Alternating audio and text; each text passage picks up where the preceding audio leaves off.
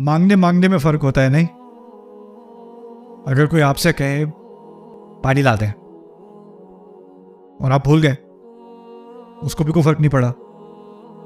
उसने मांगा तो था लेकिन कोई इतनी डेस्परेट सिचुएशन नहीं थी। और कोई आ रहा है, बहुत प्यास लगी है, पानी दे दें प्लीज़ प्लीज़, पानी। लेकिन फिर आप मौसम पे बहस नहीं करोगे, आप क्या कहोगे, अच्छा मैं भी लेके आता हूँ। जिस तरीके से इंसान मांगता है ना, उससे पता चल जाता है उसको किसकी कितनी ज़रूरत है।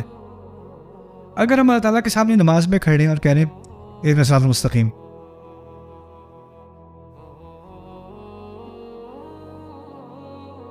मांगने में रवैया भी होता है कि नहीं होता?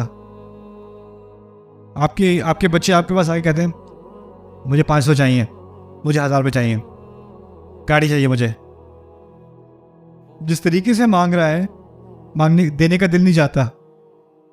ऐसे मांगते हैं, ऐसे बात करते हैं, ये तमीज़ है बात करने की। फिर आप बच्चे को तमीज़ सिखाते हैं कि पूछा कैसे तमीज़ से पूछा जाता है, अदब से पूछा जाता है, और फिर आप नमाज पे खड़े हो कहते हैं अल्लाह अकबर। उसको तो तमीज़ सिखा दी कि मुझसे कैसे पूछते हैं, और जिस तरीके से हम अल्लाह से पूछते हैं इहदिना सिरातल मुस्तकीम।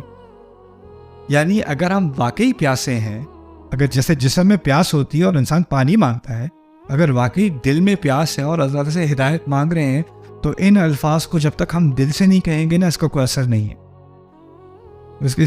इसकी कोई अहमियत नहीं है। ये सिर्फ अल्फाज ही रहेंगे फिर जो हम दोहराते रहेंगे। यह है इहदिना।